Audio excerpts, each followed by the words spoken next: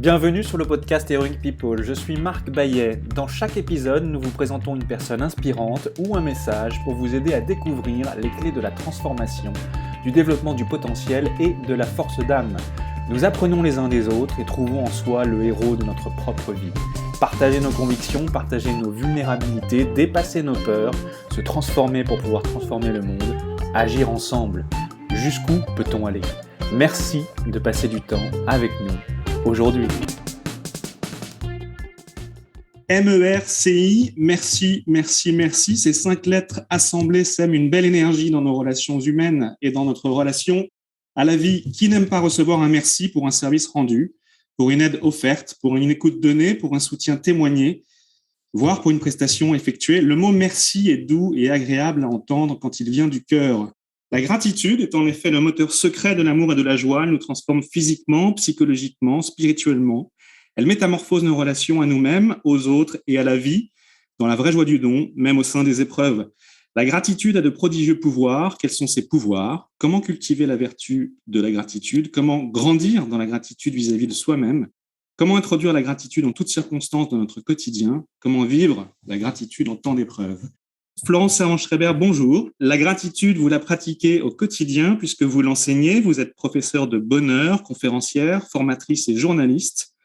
En France et dans les années 1980, vous avez été parmi les premières à enseigner la programmation neurolinguistique. Aujourd'hui, vous animez des ateliers d'inspiration au bonheur pour permettre à chacun d'introduire les enseignements de la psychologie positive dans sa propre vie. Vos enseignements se déclinent également sur scène à travers un spectacle, mais également en ligne avec votre académie 3kiffacademy.com. Vous êtes par ailleurs, et bien entendu, l'auteur de nombreux livres, dont Power Patate, vous avez des super pouvoirs, ainsi que 3 kiffs par jour et autres rituels recommandés par la science du bonheur, qui est devenu un best-seller. Florence, vous venez nous parler du prodigieux pouvoir de la gratitude dans une approche psychologique, spirituelle et peut-être même philosophique. Vous nous donnez des clés, des conseils, des exercices pratiques pour vivre la gratitude, mais également de ce qui vous anime dans la vie et de ce que cela signifie pour vous qu'être l'héroïne ou le héros de sa propre vie. Au préalable, j'ai une première question pour vous. Comment occupez-vous votre temps sur notre planète Terre ? En racontant ce qui m'intéresse et ce que je découvre, en essayant de faire le moins de dégâts possible. C'est-à-dire que je pense qu'en effet, une des choses que je fais quasiment systématiquement, c'est je suis quelqu'un de curieux, donc je m'intéresse à des sujets et ensuite je viens les partager, les raconter, donc sous toutes les formes que vous avez décrites ici. Et quand je dis en faisant le moins de dégâts possible, c'est que je ne me mettrai jamais dans une position de vous dire j'ai la solution. Je vous dis simplement ce que je sais, ce que j'ai appris, ce que j'ai découvert ou essayé. Et après, vraiment à chacun, absolument librement, d'y faire référence ou non et de s'en servir ou non. Merci beaucoup, Florence. Et alors, ce que vous faites aujourd'hui, il y a peut-être un point de départ ou un événement déclencheur ou une suite d'événements déclencheurs ou une progression, je ne sais pas.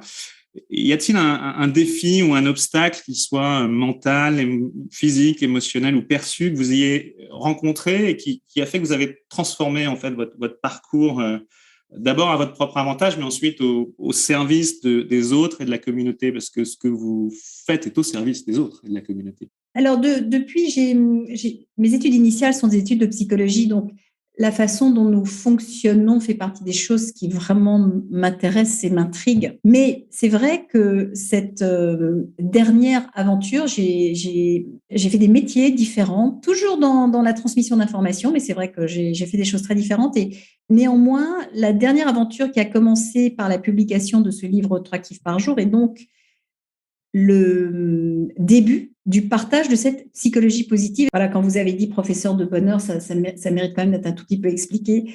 Et il y a des chercheurs universitaires qui se préoccupent de notre épanouissement désormais. Et pendant très longtemps, la psychologie s'est occupée de nous soigner jusqu'à ce que, en l'an 2000, un chercheur qui s'appelle Martin Seligman décide de réfléchir à une psychologie préventive. Et il comprend, en y réfléchissant, que pour pouvoir nous préparer au pire, il faut que nous puissions développer le meilleur dans l'exercice de notre vie au quotidien. Car lorsque nous aurons besoin de réflexes pour nous sortir de situations épineuses, plus nous aurons travaillé sur des possibilités qui nous permettent de nous sentir bien, plus nous serons aptes à le faire. C'est ça. Donc, la psychologie positive, c'est l'étude de 3 choses, des comportements, des personnalités et des organisations qui marchent. Il ne s'agit en aucun cas d'une pensée magique ou de la pensée positive. C'est vraiment un domaine de recherche qui tire des conclusions. Voilà, je le redis juste pour qu'on écoute ce que nous allons, notre échange, peut-être autrement, car il ne s'agit pas nécessairement de mon point de vue, mais il s'agit vraiment d'informations que je détiens et que j'ai plaisir à partager. Justement, qu'est-ce que la gratitude? Comment est-ce qu'on peut la comprendre, la définir? Est-ce qu'il y a des sentiments qu'on éprouve? On parle de sentiments, de vertus, dans quelles circonstances? Comment est-ce que vous expliqueriez la notion de gratitude à un enfant de 6 ans? La gratitude est une émotion. Donc, c'est quelque chose que nous ressentons. Tout à l'heure, dans les exemples que vous avez pris dans votre introduction, il s'agissait peut-être plus de politesse ou de remerciement que de sensation de gratitude. La gratitude, c'est vraiment une sensation. Et bien sûr, je peux la partager avec quelqu'un et je vais probablement la partager avec quelqu'un. Mais avant tout, c'est quelque chose que je ressens. Donc, ce n'est pas un code social qui est de se dire on remercie pour ci ou pour ça, c'est je me sens reconnaissante de quelque chose qui s'est produit et ça a en effet sur mon psychisme, sur mon corps, sur mon physique, un certain nombre de répercussions. Donc là, ça commence toujours par un plaisir ou quelque chose qui nous rend service ou quelque chose de chouette que nous vivons, mais les plaisirs sont fugaces. C'est-à-dire qu'il commence par une stimulation, il s'arrête à la fin de la stimulation. Donc, on ne peut pas beaucoup capitaliser sur le plaisir, à moins que l'on s'arrête une seconde pour réaliser à quel point nous avons de la chance d'éprouver une sensation positive au moment où nous l'éprouvons et de se dire, pour ça, merci. Donc, ce n'est pas tant pour la glace à la vanille que je mets dans ma bouche que je remercie, mais c'est pour la sensation que me procure le sucre comme ça sur la langue, d'être capable d'éprouver un truc pareil. Je remercie pour ça. Alors, ça n'est pas nécessairement quelqu'un, ça peut être la nature, ma constitution, si on croit à quelque chose de là-haut, ça peut être remercier quelqu'un là-haut, mais c'est de se rendre compte de la quantité de bienfaits qui proviennent de l'extérieur de nous. Mais c'est quelque chose vraiment de... Alors, on va, j'imagine, rentrer un peu dans les détails et pourquoi cette émotion est si particulière, mais elle fait typiquement partie des choses qui sont des sujets qui sont étudiés par la psychologie positive. Vous avez vraiment une panoplie d'études qui ont été menées auprès de personnes auxquelles on a demandé, par exemple, de lister pendant 3 semaines de suite, tous les jours. On prend plusieurs groupes. Il y a un groupe auquel on va demander de raconter ce qui s'est passé dans la journée par écrit. Il y a un groupe auquel on va demander de raconter tout ce qui s'est passé de pourri ou difficile dans leur journée. Il y a un groupe auquel on va demander de noter chaque jour en quoi ils sont supérieurs aux autres. Tout ça, ça s'appelle des groupes de contrôle. Et puis, il y a un groupe auquel on va demander de noter les raisons pour lesquelles ce jour-là, ils ou elles ont éprouvé de la gratitude. Et ce qu'on fait, c'est qu'avant de commencer cette étude, on mesure le niveau de bonheur des gens. Donc, ça peut se mesurer en répondant à des questions. On va ensuite, à la fin de l'étude, remesurer le niveau de bonheur, c'est-à-dire un niveau de satisfaction globale. Et c'est là où on se rend compte que le seul groupe dont le niveau de satisfaction a augmenté en 3 semaines, c'est celui qui a listé les raisons pour lesquelles ou les circonstances pour lesquelles ils ou elles ont éprouvé de la gratitude. Et alors, donc, à cet enfant de 6 ans, qui revient à la charge là, et qui vous dit, Florence, alors, un enfant de 6 ans... C'est technique ce que vous me dites là. À un enfant de 6 ans, on lui dit quelles sont 3 jolies choses que tu as vécues dans ta journée. Voilà, ça suffit. Il faut savoir aussi que nous sommes tous câblés de la même façon. Il existe quelque chose qui s'appelle le biais du négatif, qui est très utile parce que ça nous permet de réagir au danger, à la difficulté. Donc, par nature, tout ce qui est toxique, négatif, difficile, contrariant, imprime plus disons, notre cerveau, ou en tout cas notre réalité, que ce qui est sympathique, aisé, joyeux, chaud et délicieux. Donc, si on a envie, comme c'est vraiment le câblage par défaut. Donc, tout le monde est comme ça. Hein. En France, c'est vrai que nous en faisons un sport national aussi, d'être contre et de laisser s'exprimer ce biais du négatif. Ça, c'est vraiment partie des choses dont nous sommes très fiers. Absolument. Mais en laissant faire, nous passons à côté du meilleur. Donc, pour un enfant de 6 ans, c'est vrai qu'on lui rend service en lui demandant le soir de nous dire quelles sont 3 jolies choses qui se sont produites dans sa journée, car vous êtes en train de l'entraîner, car nous sommes capables du contraire, vous êtes en train de l'entraîner à cette nouvelle capacité qui est de percevoir le meilleur plutôt que de juste laisser faire la nature. Donc, ça suffit de dire ça. Et si vous le branchez là-dessus, si nous nous branchons là-dessus, nous avons alors toute la ribambelle de bienfaits qui vient avec. Alors justement, ces bienfaits, vous en avez parlé un petit peu, vous avez parlé de bienfaits sur le corps, le psychisme, le mental et les relations. Est-ce qu'on peut, comment les décrire en fait ? Alors déjà, je vous raconte une première étude qui est faite où, donc typiquement, ce qui se passe dans ces laboratoires de psychologie, c'est que vous avez des chercheurs autour d'une table qui se disent, tiens, est-ce qu'il existerait un lien entre la gratitude et la longévité ? Ça intéresse tout le monde, la longévité. Donc, évidemment, il faut trouver comment relier les deux. Alors, on sait que si on veut étudier la longévité d'un groupe dans un cadre précis, il faut trouver des gens qui vivent de la même façon, c'est-à-dire qui mangent la même chose, qui boivent la même eau, qui ne fument pas. Si ce sont des femmes, c'est bien si elles ont le même nombre d'enfants. Donc, on se dit, voilà, 0 enfant, ce serait encore mieux, etc. Donc, vraiment des conditions de vie similaires. Ce qui est un défi déjà. Oui, mais le défi est important. Et il se trouve que les chercheurs se sont rendus, donc en réfléchissant, ils se sont dit, où est-ce qu'on a trouvé ça ? Et ils se sont rendus dans un couvent. Et dans un couvent, donc vous avez des dames qui ont le même mode de vie, qui n'ont pas d'enfants, qui mangent la même chose, les mêmes occupations, etc. Et qui en plus sont toutes mariées au même monsieur. Donc là, c'est complètement idéal. Et il se trouve que dans ce couvent, depuis 150 ans, à chaque fois qu'une jeune femme entrait comme novice, on lui demandait d'écrire une lettre qui racontait sa vie jusque-là. Donc, on prend ces lettres et on les donne à des sémanticiens. Et les sémanticiens donc, étudient la teneur du vocabulaire. Et leur mission consiste à quantifier la densité de détails dans ces lettres qui manifestent de la gratitude ou de l'émerveillement. C'est-à-dire que s'il y en a une qui décrit sa vie en disant qu'elle a grandi dans une ferme elle avait un frère et un chien, bon. Mais s'il y en a une autre qui dit qu'elle a rencontré le Seigneur à l'âge de 15 ans et qu'elle a hâte de mettre sa vie au service des autres, vous voyez, on n'a pas exactement la même tonalité. Donc, on fait ça. Et puis, il y a une autre boîte dans laquelle on a les dossiers médicaux de toutes les femmes qui sont passées par ce couvent. Donc, il y en a évidemment qui sont déjà mortes, bien sûr, et on sait à quel âge elles sont mortes et on sait de quoi elles sont mortes. Et là, on établit un lien entre leur longévité et la densité de gratitude qui est exprimée dans ces lettres. Et il se trouve qu'il y a un lien et qu'on est même arrivé à quantifier puisque on s'est aperçu qu'elles ont gagné jusqu'à les plus émerveillés, en fait, émerveillables, ont gagné 7 ans de durée de vie par rapport à leurs sœurs. Donc ça a été les premiers résultats publiés.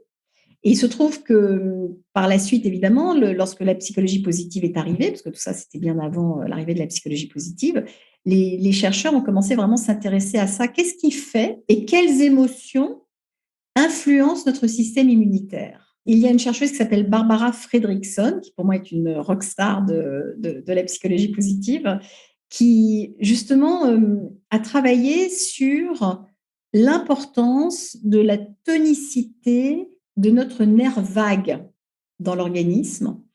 Et en effet, il existe un lien donc, entre la qualité de notre système immunitaire et la tonicité de ce nerf. Donc, la question est comment peut-on volontairement tonifier ce nerf ? Un nerf, ça ne se muscle pas comme avec des exercices physiques. Il faut trouver la façon qui va le tonifier. Et dans ses travaux, elle a découvert 2 façons de tonifier ce nerf volontairement. Le premier, c'est d'éprouver de la gratitude. Et le deuxième, c'est d'éprouver de l'amour. Voilà. Et parce qu'en fait, c'est très bien fait. Nous sommes un mécanisme extrêmement bien fait dans la mesure où, malgré ce que nous pensons, tout ce qui nous rapproche des autres, en fait, est bénéfique, non seulement pour la durée de notre vie, notre état de santé, tout simplement le fait qu'un bébé qui arrive au monde survive. Il a besoin d'être proche des gens qui s'occupent de lui. Donc, c'est pour ça que ça se passe comme ça et ça perdure. C'est vrai nous sommes des êtres de relation. Nous sommes des créatures sociales. Ouais, on ne peut pas vivre sans ça.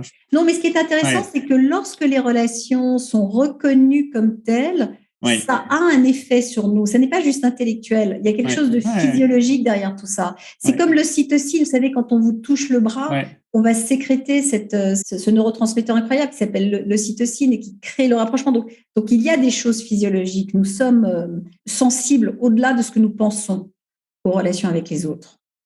Donc, cultiver des pensées positives, en tout cas, développer la gratitude, qui se passe un peu comme un muscle, ça se travaille, si je comprends bien. Ça a donc un impact bénéfique sur notre physiologie en général. Donc, j'imagine sur la qualité du sommeil, la baisse du stress, des choses comme ça. Tout à fait. D'autres études ont démontré que si la dernière chose que nous faisons avant de nous endormir est précisément de compter les bienfaits de la journée qui vient de se passer, eh bien, nous dormons plus longtemps, nous dormons plus profondément. Donc, de nouveau, avec un enfant de 6 ans, double avantage. Non seulement, si on lui demande au moment où on le met au lit quelles étaient les 3 jolies choses de ta journée, on lui permet en plus de dormir mieux.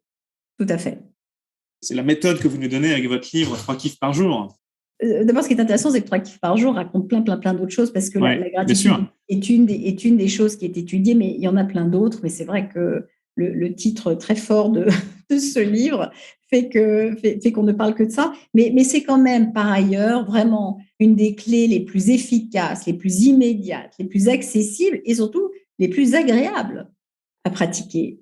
Parce que j'ai moi-même fait cette découverte, vous savez, la façon dont je travaille, de m'intéresser intellectuellement à quelque chose, je m'y penche, j'apprends, mais ensuite, je vais essayer et je vais pratiquer. Je dis souvent que je suis une Parisienne de 3e génération, donc ce qui fait de moi quelqu'un qui râle très facilement, qui justement voit plutôt la difficulté. Ça, j'ai vraiment complètement laissé faire la nature, mais j'ai essayé. Et je me suis aperçue que vraiment, notamment dans les moments difficiles, parce que tout ce que je vous dis là, à aucun moment nous ne devons adopter quelque comportement que ce soit juste pour le principe. Mais en revanche, ce qui est intéressant, c'est de savoir que nous pouvons nous entraîner à quelque chose pour le jour où ça pique ou le jour où ça fait mal. Et le jour où ça pique, eh bien, parce que nous nous sommes entraînés, c'est plus facile dans un moment très sombre, de trouver quand même des raisons que nous aurions de remercier. Et c'est ça qui nous aide à remonter la pente aussi. C'est pour ça que c'est intéressant. Ben c'est ça, parce que quand tout va bien, on n'a pas forcément le réflexe, c'est pas forcément le sujet de développer la gratitude. Donc, il faut se tenir prêt quand tout va mal. Est-ce qu'on peut dire ça? Là, on peut lui donner, quand tout va bien, on peut donner un autre nom à tout ça. C'est de savourer. Donc, savourer, c'est vraiment juste se rendre compte que c'est chouette. Et dans l'étape suivante de remercier, c'est ça qui fait qu'on peut un peu capitaliser sur l'affaire, comme je disais tout à l'heure, mais savourer est extraordinairement important dans notre niveau de satisfaction globale. Et parfois, c'est juste ça que nous oublions de faire.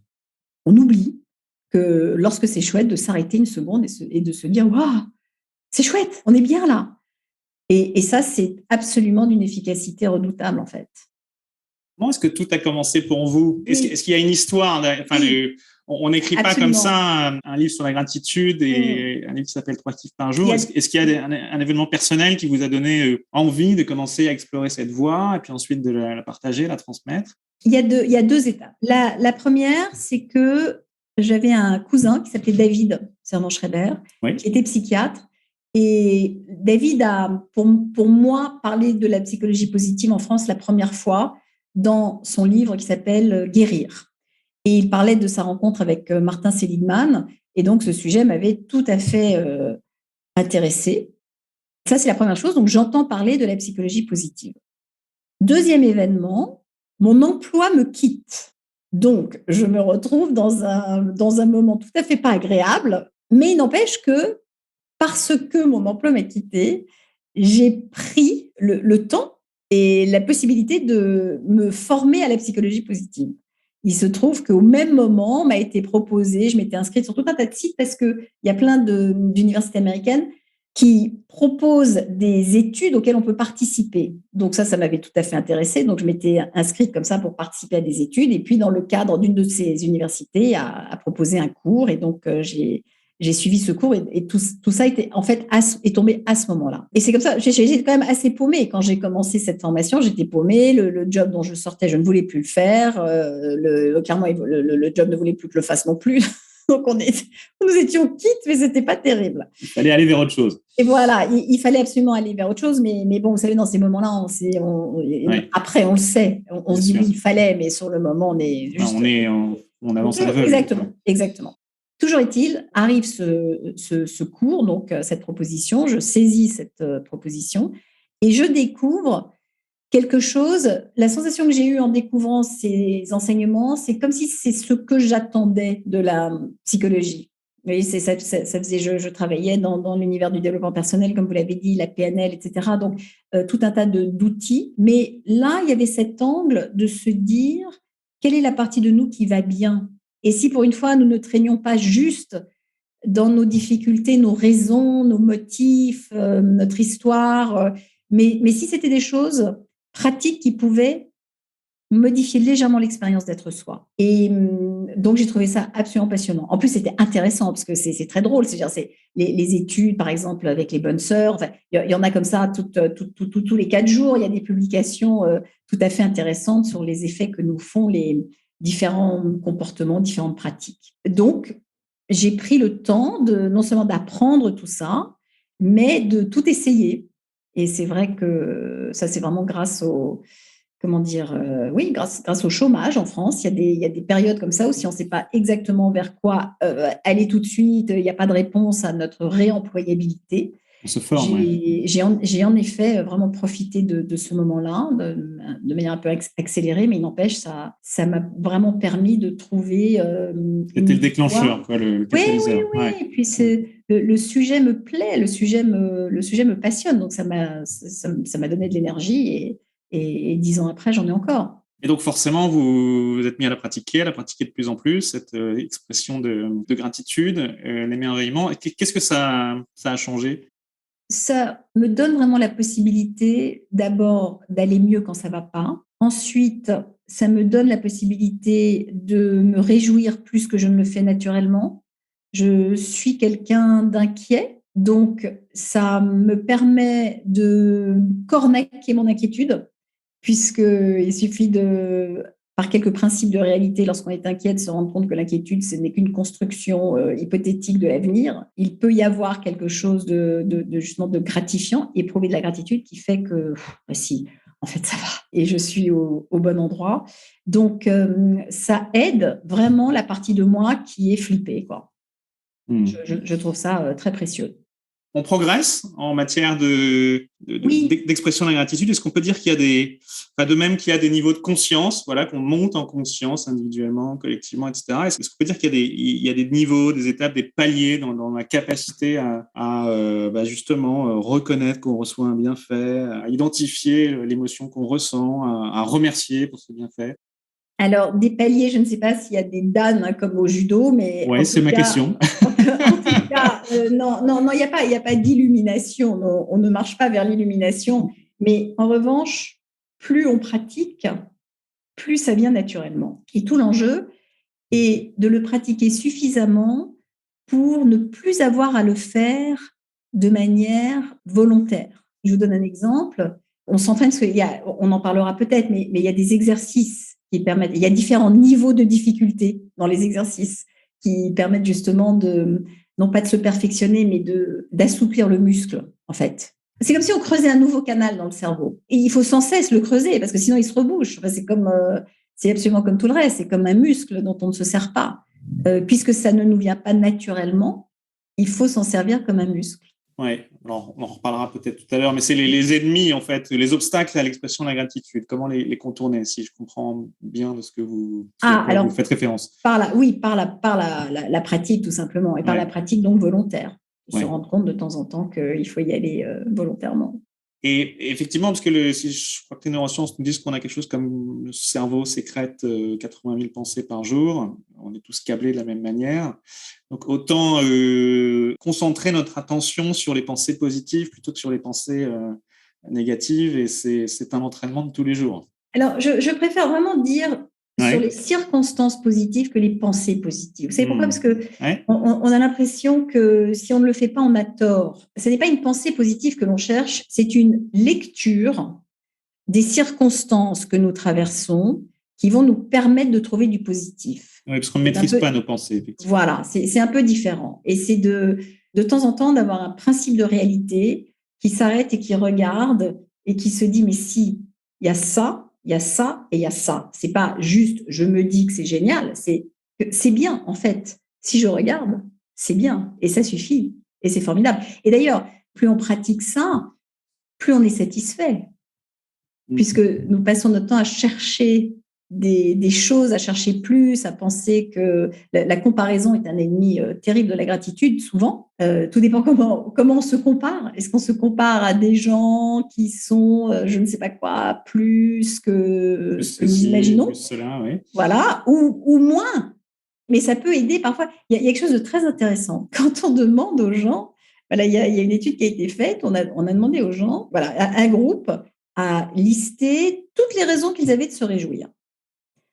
Et l'autre groupe a listé, comment le formuler, toutes les raisons de se réjouir de ne pas être dans telle ou telle circonstance. Voilà. Donc, si je me dis, je suis contente de vivre dans un pays en paix, je n'aurai pas autant de satisfaction, c'est là où notre cerveau est complètement retors, je n'aurai pas autant de satisfaction que si je me dis, je suis contente de ne pas être dans un pays en guerre. Vous voyez, ça n'est pas parce que pays en guerre, c'est plus fort. Donc, à ce moment-là, notre satisfaction est plus intense. Donc, cet exercice-là, par exemple, peut permettre de se rendre compte que vraiment… notre cerveau ne reconnaît pas les négations. Donc, dans votre exemple, il va retenir plaisir et guerre et plaisir et paix. Non, il va se rendre compte que c'est une bonne chose de ne pas être dans un pays en guerre. Hein. Non, quand même. Mais c'est formidable de ne pas être dans un pays en guerre, alors que c'est plus paresseux d'être dans un pays en paix. Absolument. Il faut savoir se contenter, avoir conscience de ce qu'on a. C'est pas toujours facile. C'est ça. Mais plutôt que de se contenter, c'est vraiment de se dire chance. Savourons.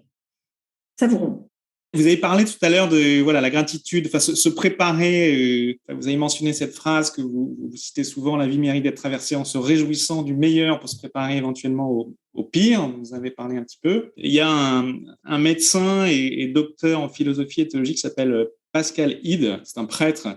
Il dit que la gratitude est comme le moteur secret de l'amour et de la joie. Il dit surtout que la gratitude est comme un chemin de tristesse et de joie trompeuse vers la joie plénière. C'est assez proche de ce que vous dites quelque part. Alors, je ne sais pas ce qu'il met dans la joie trompeuse. Il doit y mettre peut-être le plaisir fugace. Je ne sais pas ce qu'il entend par ça. Qu'est-ce que vous entendez, vous ? Moi, ce que j'entends, c'est que c'est un chemin pour aller vers la véritable joie. Parfois, nos joies ne prennent pas leur source dans les bonnes racines. Vous parliez de la glace en elle-même et la sensation de plaisir associée. Je pense que c'est l'apprentissage qu'on fait pour reconnaître un peu le vrai de l'ivraie, ce qui fait sens, ce qui est du prix, ce qui a de la valeur, en fait. Oui, et c'est la joie dont il parle est une joie plus spirituelle, plus lumineuse, moins circonstancielle. Tout à fait. Travailler sa capacité de gratitude nous permet d'éprouver une joie plus spirituelle. Et vous savez, toutes ces recherches et tout ce terme même de psychologie positive, quand on parle de la gratitude, la psychologie, le monde n'a pas attendu la psychologie pour mentionner ce mot-là.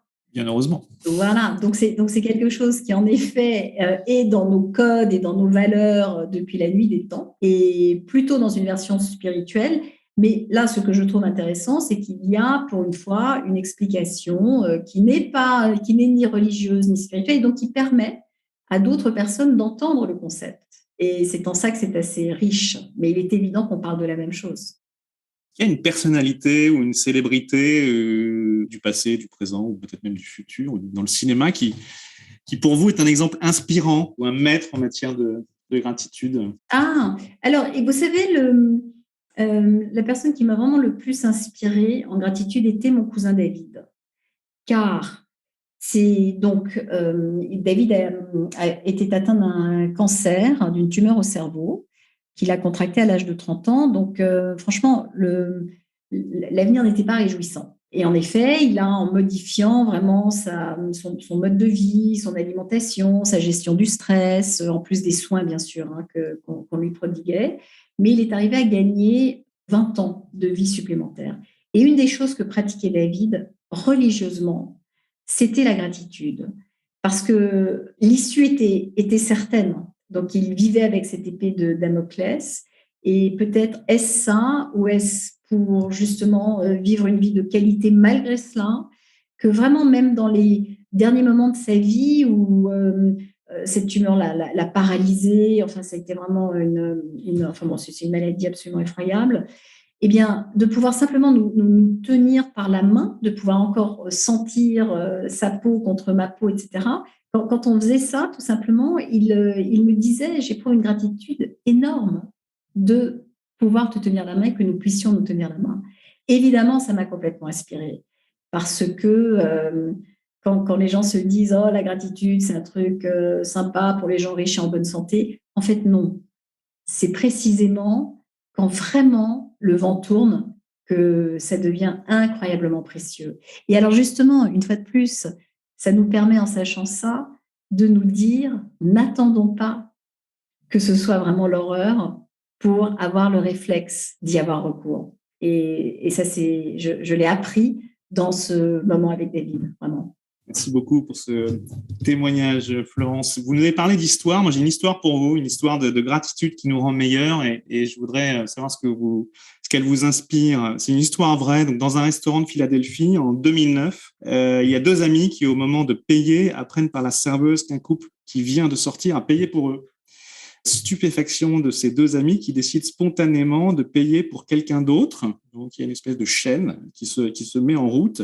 Et une des serveuses témoigne les larmes aux yeux de cette épidémie de générosité et elle témoigne que ça a duré pendant 5 heures. Non seulement les personnes payaient pour les autres, mais elles ne s'inquiétaient pas du tout du prix et laissaient même un généreux pourboire. Est-ce qu'on a inventé un nouveau modèle économique ici basé sur la gratitude ? Alors, je connais cette histoire. Vous savez, ouais. Ce modèle économique est plus basé sur l'altruisme que la gratitude. Ouais. Alors, les deux sont copains, hein. Mais l'acte de générosité spontanée a en effet une vertu de ricochet. C'est-à-dire que si on est soi-même récipiendaire d'un acte comme ça, complètement imprévu de générosité, c'est vrai, et ça c'est quelque chose dont Mathieu Ricard parle très souvent, ça nous donne l'élan à notre tour d'être altruiste envers les autres.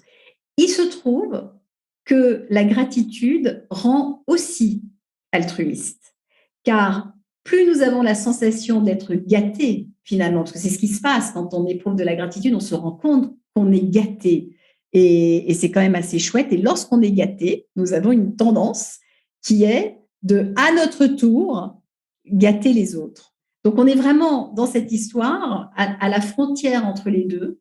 Mais c'est vraiment les Américains appellent ça le random act of kindness, c'est-à-dire c'est vraiment l'acte complètement, je ne sais pas comment traduire, random. Aléatoire, gratuit. Aléatoire, absolument, l'acte aléatoire de gentillesse envers des gens qu'on ne connaît pas, etc. Et oui, c'est très puissant. Donc la gratitude est puissante dans nos relations, que ce soit nos relations avec des proches, affectives, professionnelles, mais aussi avec les gens qu'on voit pour la première fois ou qu'on ne connaît pas. Est-ce qu'il y a une puissance de la gratitude sur la relation ou l'inverse, une puissance des relations sur la gratitude ? Alors déjà, les relations, c'est puissant. Déjà les relations, c'est puissant. Voilà. Ouais. La qualité et la nature de nos relations, en gros, fait la qualité de notre vie. C'est-à-dire qu'on peut avoir absolument tous les avions du monde sans relations qui sont nourrissantes, proches, réciproques, sympathiques, intéressantes, chaleureuses, etc. Il ne se passe pas grand-chose.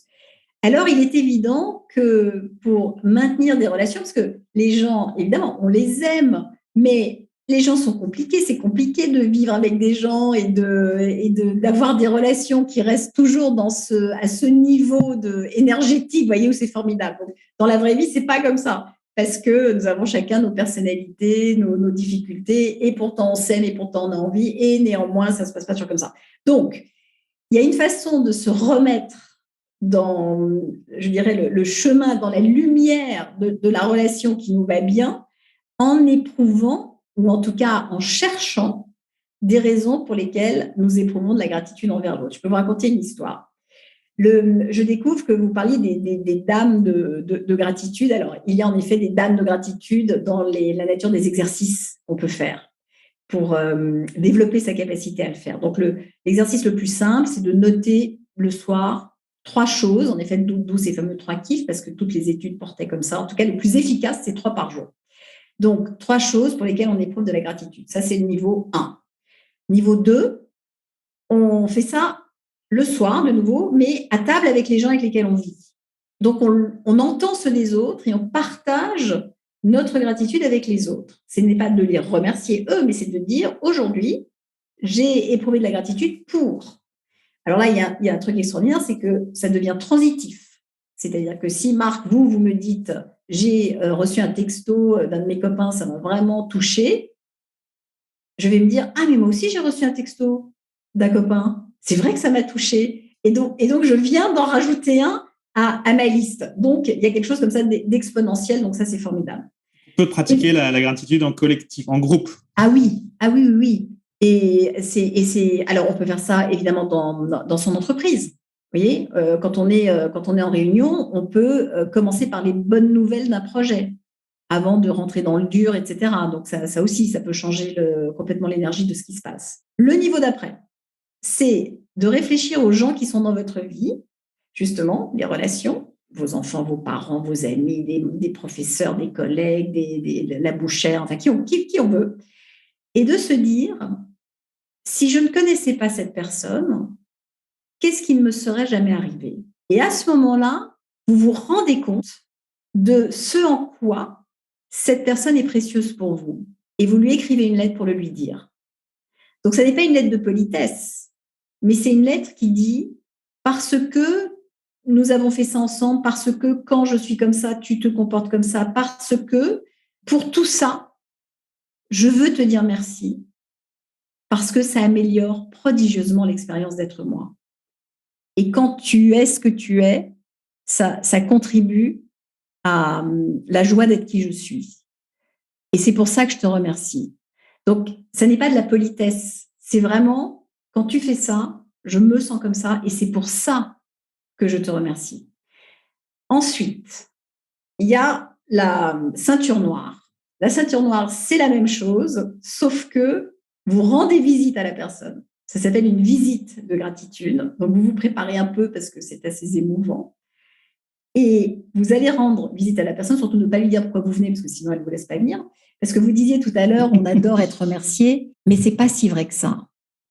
Ça ne nous met pas toujours à l'aise, les remerciements des autres. Donc, on ne prévient pas. Sinon, la personne vous dit non, tu ne viens pas. Et vous allez lui exposer les raisons pour lesquelles vous le ou la remerciez.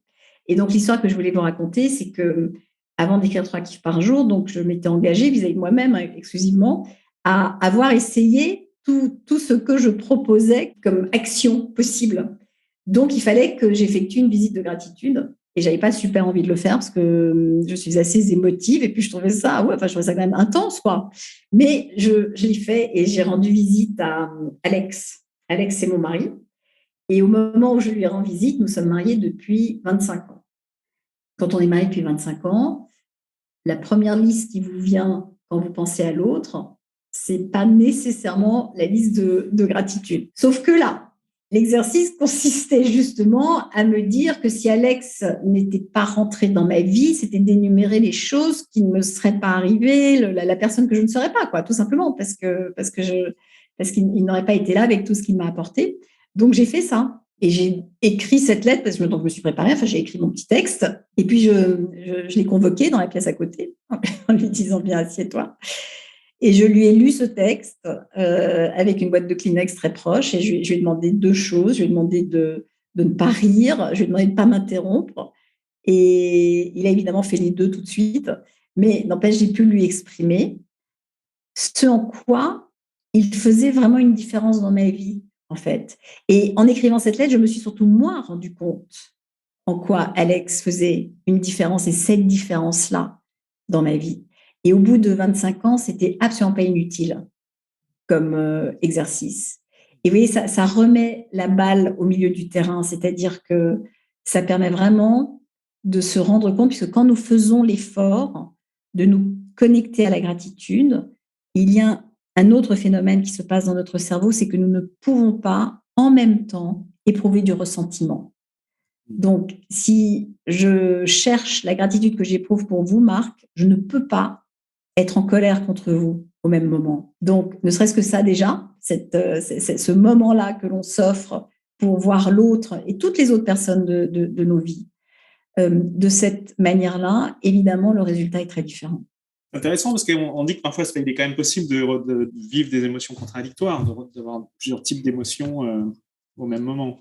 Ah oui, mais là non. En fait, c'est pas en même temps. C'est pas en même temps parce que attention, Alex m'énerve prodigieusement par ailleurs. Vous voyez, c'est pas parce que j'éprouve de la gratitude pour lui à ce moment-là que ça résout les autres aspects de notre vie. Mais dans le moment où je le fais, non, c'est pas possible. Mais merci beaucoup en tout cas, Florence, pour ce témoignage. La question suivante, peut-être que vous venez d'y répondre, mais je vous la pose quand même.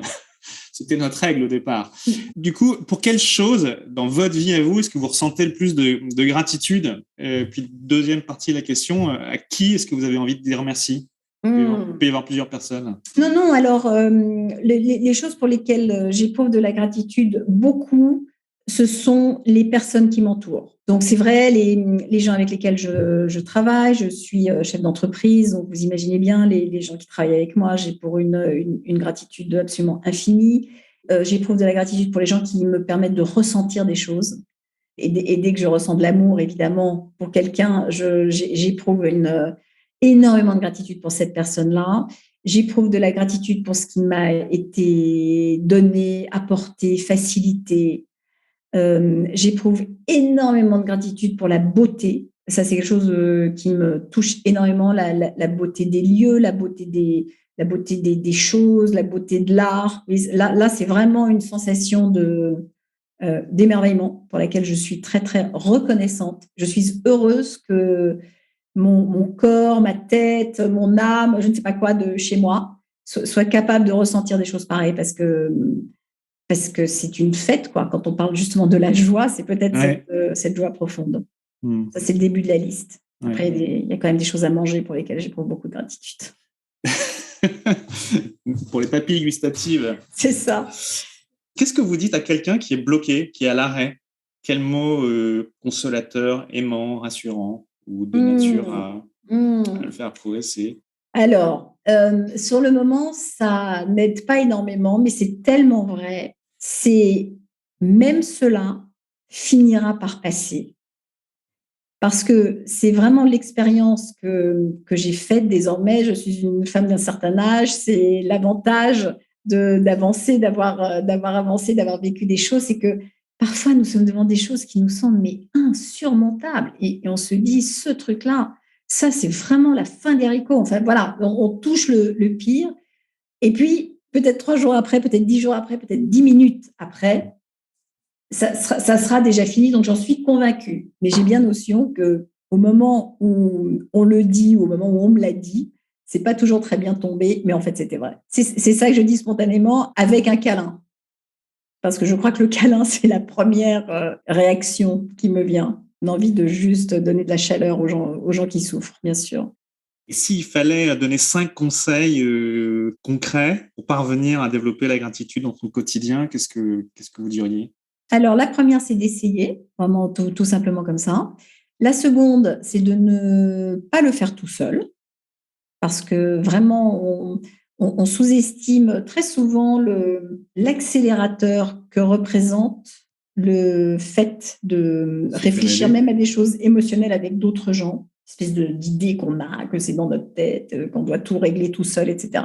Mais alors que quand on le fait ensemble, c'est formidable. Le troisième, c'est de prendre l'habitude, lorsqu'il se passe un truc dingue, comme, alors quand je mets dans la catégorie des trucs dingues, les synchronicités un peu bêtes de la journée, le métro qui arrive en même temps que vous sur le quai, moi je trouve ça dingue, dans ce moment-là, se dire merci pour ça, parce que justement ça permet là aussi de... C'est un kiff, hein, ça peut rentrer dans la liste des kiffs de la journée, ça. Hein. Ouais. Mais non, mais c'est ça, c'est un kiff total. Et puis, alors je ne sais pas si j'en suis à 4, nous avons à la maison organisé une fête nationale de la gratitude. Donc, okay. C'est une fois par an, un dîner où nous sommes à peu près une vingtaine. C'est toujours le même groupe constitué, une espèce de famille choisie comme ça. Et alors, on cuisine, on picole, on rigole, etc. Mais il y a toujours un moment où nous allons faire un tour de la table, qui est un tour extrêmement émouvant, où juste chacun va dire, voilà, cette année, les 3 choses pour lesquelles j'éprouve de la gratitude, ce sont, et en fait, avec juste ce tour-là, on se rend compte qu'on découvre quasiment la totalité de la vie des gens depuis 1 an. Il y a quelque chose de très profond, de très sincère, de très authentique, qui crée une relation entre nous qui est absolument démente. Et c'est quelque chose que je crois qui existe depuis 15 ans, à la maison, et je fixe la date fin août en général. Tout le monde est là, c'est-à-dire qu'on annule absolument tout ce qu'on a à faire par ailleurs. C'est pour ça que je m'y prends un peu à l'avance, on fait ça pendant l'hiver, et ça nous fait notre année en fait. Il y a quelque chose qui nous donne de l'énergie, et même si on ne se voit pas souvent, et même si vous imaginez pendant les confinements, etc., on n'a pas pu le faire, on a essayé de faire un truc par Zoom, ça n'a pas eu la même qualité, mais c'est le rituel de l'année que je crois que nous préférons tous. C'est très inspirant, je pense que votre idée va être reprise. Ça s'appelle un dîner de kiff. Un dîner de kiff, c'est super. Et alors, à l'inverse, la voie du pire, 5 conseils pour être certain de tout rater. Oh là là, ça, j'en sais rien. Enfin, comment dire, vous n'avez pas besoin de mes conseils. On est tous capables de tout rater tout seul, comme des grands. Oui, mais concrètement, si je fais ça, ça, ça et ça, je suis sûr de tout rater. Ce serait quoi la liste? Non, mais vraiment, vous ne pensez pas qu'on est déjà assez fortiche? Voilà, c'est votre réponse. C'est ça. Je vous remercie, Florence. Avec qui est-ce que vous rêvez de prendre un café? Alors, il y a une autrice américaine dont j'adore l'énergie, le sens de l'humour, le recul, la pédagogie et la créativité, qui s'appelle Elizabeth Gilbert, qui a écrit ce qu'on connaît le mieux de son travail. C'est un livre qui s'appelle Mange, prie, aime. Mais le livre que je préfère, c'est quelque chose qui s'appelle Comme par magie, et qui est vraiment un manuel de créativité.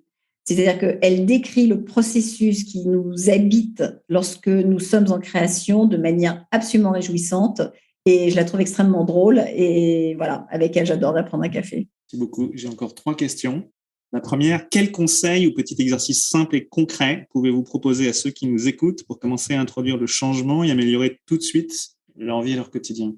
3 kiffs par jour. C'est vraiment soir. Démontré le soir. Je me couche, je relis ma journée. Oui, ou à table, mais même dans sa tête. Et les jours où ça a été épineux, c'est tout aussi intéressant de le faire. Et on se dit, ah non, là, je ne vais pas y arriver. En fait, si, justement, on y arrive, ça vaut le coup de se pousser un peu pour y arriver. Le Dalai Lama dit le vrai héros est celui qui vainc sa propre colère et sa haine. Pour vous, qu'est-ce que cela signifie qu'être l'héroïne ou le héros de sa propre vie? Alors, je suis pas complètement à l'aise avec cette appellation, parce que ça supposerait que nous devrions être supernaturels. Il peut y avoir des choses supernaturelles pour être héroïque, c'est-à-dire il y a un dragon à terrasser. Et je crois que nous avons des dragonnets, tous, qui sont plutôt à apprivoiser qu'à terrasser. Nous en sommes pétris. Et peut-être petite soldate de ma vie me suffit. Plutôt que d'être héroïque, j'ai juste envie de m'en sortir le mieux possible, le plus agréablement possible. Mais donc, il y a quand même cette notion de réussir à dépasser les obstacles et les difficultés.